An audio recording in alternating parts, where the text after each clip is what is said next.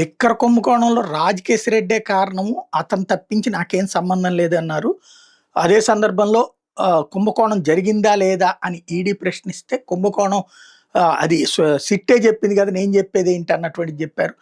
ఇది ఈనాడు జ్యోతి రాసుకొచ్చింది విజయసాయిరెడ్డి. మరి సాక్షి ఏం రాస్తుంది? ఎందుకంటే ఆ 2 పత్రికల్లో రాసింది జగన్ అని ఇక మళ్ళీ జగన్ జీవితంలో రాడన్నాడు అని రాశారు అన్నటువంటిది. అయితే సాక్షి ఏం రాసుకొచ్చింది? లిక్కర్ కేసుతో నాకు సంబంధం లేదు, లిక్కర్ స్కామ్ గురించి నాకు తెలియదు, జగన్మోహన్ రెడ్డికి తెలిసి అట్లాంటిది ఏమీ జరిగి ఉండదు, జగన్మోహన్ రెడ్డికి తెలిసి అటువంటి జరిగితే ఆయన ఊరుకోరు. ఈ ముక్క రాశారా? ఈనాడు గాని జ్యోతి రాయలేదు. అదే సందర్భంలో లిక్కర్ కేసు దర్యాప్తులో భాగంగానే ఎన్ఫోర్స్మెంట్ డైరెక్టరేట్ అధికారులు విచారణకు విజయసాయిరెడ్డి హాజరయ్యారు. ఇందులో సుదీర్ఘంగా ప్రశ్నించారు. రాత్రి 8 గంటలకు విచారణ ముగిసింది. అనంతరం విజయసాయిరెడ్డి మీడియాతో మాట్లాడుతూ విశాఖపట్నంలో తన ఆస్తులు కూడబెట్టుకున్నట్టు చంద్రబాబు ప్రభుత్వం వేసిన సిట్టు ఒక నీచమైన రిపోర్ట్ తయారు చేసిందన్నారు.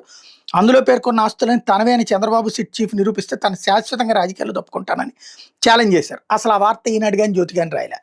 నరేంద్ర మోడీ ప్రపంచంలోని అత్యుత్తమ ప్రధానమంత్రిగా దేశీయంగా అంతర్జాతీయంగా ప్రతి విషయంలో సమర్థవంతంగా పనిచేస్తున్నారు అంటూ విజయసాయిరెడ్డి కితాబిచ్చారు. దేశంలో మెజార్టీ ప్రజలు మోడీని అభినందిస్తున్నారు.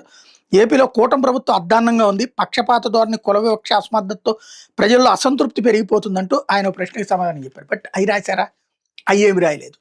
ఎవరికి కావాలంటే వాళ్ళు రాసుకుంటున్నారు. ఇదే సందర్భంలో విజయసాయిరెడ్డి మాటల మీదన ఏది జగన్ గురించి కామెంటు ఇట్లాంటి వాటి మీద ఏమీ మాట్లాడద్దన్నది వైఎస్ఆర్ కాంగ్రెస్ పార్టీ వాళ్ళకి జగన్ నుండి ఉన్న ఇన్స్ట్రక్షన్. ఈవెన్ ముందు నుంచి కూడా విజయసాయిరెడ్డి వెళ్ళిపోయినప్పటి నుంచి కూడా కొంతమంది సోషల్ మీడియాలో అత్యుత్సాహంగా పోస్టులు పెడుతుండొచ్చును, కానీ పార్టీ నుంచి మాత్రం ఎట్లాంటి ఇది లేదు అన్నటువంటిదే అక్కడ ప్రధానంగా వినబడుతుంది. ఎందుకంటే సుదీర్ఘకాలం పనిచేసినటువంటి వ్యక్తి, ఆయన మీద వ్యతిరేకంగా మనం వెళ్ళి ఆయన ఏదో అని ఆయన ఇప్పుడు కొంత అసంతృప్తితో ఉంటారు.